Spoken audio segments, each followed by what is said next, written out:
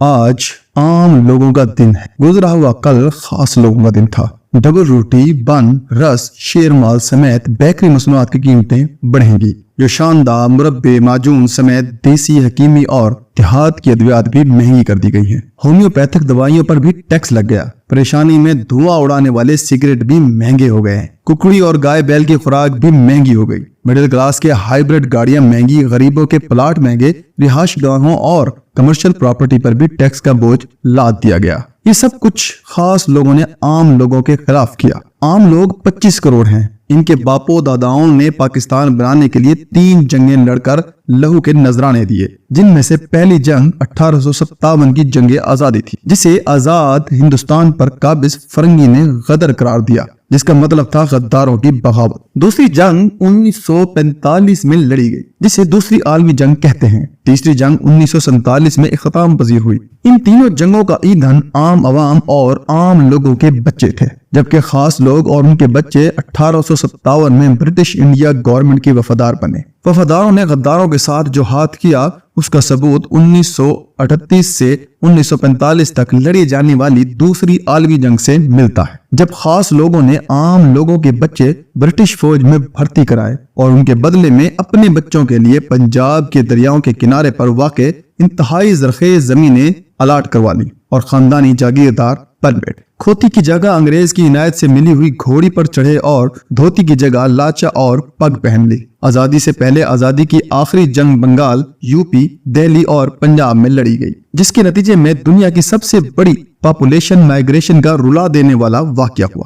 در حقیقت یہ صرف ایک واقعہ نہیں تھا، بلکہ اس کے ایک واقعے کے اندر عصمت دری کے ہزاروں واقعات ہوئے۔ ان گنت لاشیں گرائے گئے، ہزاروں بچے یتیم کر دیے گئے، ہزاروں اپنے ماں باپ سے بچھڑ کر رہ گئے۔ پنجاب کے 5 زرعی دریا ستلج، بیاس، راوی، چناب اور جہلم، ان 5 دریاؤں کے کناروں کے بیلے لاشوں اور انسانی خون سے بھر گئے۔ NWFP کا صوبہ ریفرینڈم کے ذریعے پاکستان میں شامل ہوا۔ سندھ اسمبلی نے پاکستان کے حق میں شرکت کی قرارداد پاس کی، جبکہ بلوچستان کے گرینڈ جرگے نے پاکستان کے ساتھ الحاق کر لیا۔ اس طرح یہ چاروں صوبے چڑھدے اور لیندے پنجابی جیسی خانہ جنگی سے محفوظ رہے، جس نے مشرقی پنجاب اور مغربی پنجاب میں تاریخ کی سب سے بڑی تباہی اور بربادی برپا کر چھوڑی۔ بجلی، پیٹرول، ڈیزل، مٹی کا تیل، گیس، زندگی، موت، زچہ و بچہ کے استعمال کی تمام چیزیں، موبائل فون اور بیرون ملک سفر اب پاکستان کے عام لوگوں کی پہنچ سے دور کر دیا گیا ہے۔ اب آئیے ایک فیکٹ شیٹ دیکھ لیتے ہیں، جس میں پاکستان کے بدنام زمانہ،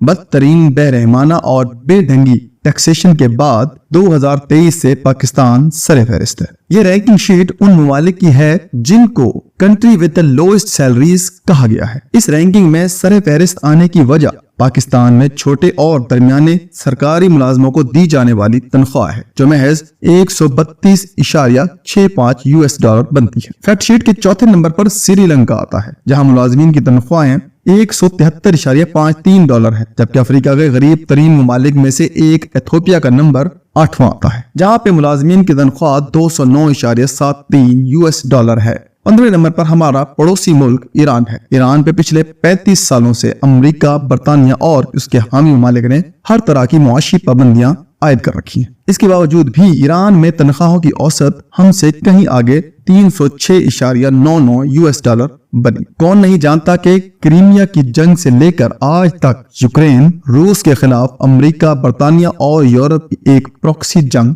لڑ رہا ہے۔ اس کے باوجود اس کے ہاں تنخواہ $387.19 ہے اور اس کا نمبر 21واں بنتا ہے۔ کم ترین تنخواہوں کے اس عالمی رینکنگ میں 27ویں نمبر پر ایک ایسا ملک ہے جس نے پورے عشرے تک یورپ کی خون ریز ترین خانہ جنگی دیکھی اور بھگتی۔ یہ ہے کوسوو، مگر یہاں تنخواہ آج بھی $429.73 ہے۔ مڈل ایسٹ کے برادر مسلم ملک عراق پر دوہری ام الحرب مسلط کی گئی، جس میں درجنوں ممالک نے عراق کے خلاف حصہ لیا۔ ان دونوں جنگوں ام الحرب الاول اور ام الحرب الثانی میں 10 لاکھ سے زائد عراقی بچے یتیم ہو گئے۔ ساری دنیا کے کرائے کے فوجی بھرتی کر کے نیٹو اور امریکہ کے حامیوں نے سارے دنیا کے ہتھیار عراق پر برسائے، لیکن عراق آج بھی اپنے आम लोगों के साथ खड़ा है, जहां औसत तनख्वाह 537.95 अमेरिकी डॉलर दी जाती है। अब आइए गुजरे हुए कल वाले खास लोगों के कल की तरफ, जिन्होंने पाकिस्तान के आम लोगों की जेबों पर दिन दहाड़े एक और डाका डाला। कौन नहीं जानता कि पाकिस्तान की सिविलियन और नॉन सिविलियन मुक्तदरा, एग्जेक्टिव, जुडिशरी और बड़ी तादाद में सरकारी और दरबारी मीडिया टैक्स पेयर मनी में से लातादाद मुफ्त मराहत, सहूलतें, रिहायशी प्लाट, नौकरियों में और बाद रिटायरमेंट सहूलतें ले रहे हैं। आम आदमी के मुकाबले में इन खास लोगों को सबसे महंगी चीजें बिल्कुल मुफ्त में मिलती है। याद रखने वाली बात यह है कि पाकिस्तान में तेल का कोई कुआं नहीं चलता जिसके पेट्रो डॉलर से एलीट माफिया अय्याशी कर सके। ये सब पैसे मेरी और आपकी जेबों से जाएंगे। बेदर्दी और बेशर्मी की इंतहा ये है कि हड़तालें की मुलाजमों ने और सहूलतें और तनख्वाह ज्यादा हुई ब्यूरोक्रेट्स और पार्लियामेंटेरियंस की। शोबाज राज में ये शोभा हुआ कि लॉ मेकर्स को मनी मेकर्स में तब्दील कर दिया गया। आज पूरे पाकिस्तान में गरीब, मिडिल क्लास और काश्तकार, बेरोजगार, दिहाड़ीदार और मजदूर सख्त परेशान हैं। स्मॉल ट्रेडर्स, बड़े बिजनेसमैन और SME वाले हैरान इस बात पर हैं कि खास लोगों को उनके साथ दुश्मनी क्या है। इसीलिए बगैर किसी सियासी जमात और कायदे के पूरे पाकिस्तान में लोग एक दूसरे को हड़ताल के लिए कह रहे हैं। इसके लिए आज 1 जुलाई का दिन चुना गया। पूरी कौम का मुतालबा है सालाना सरकारी 34 करोड़ फ्री यूनिट्स बंद करो, 300 यूनिट्स तक अपने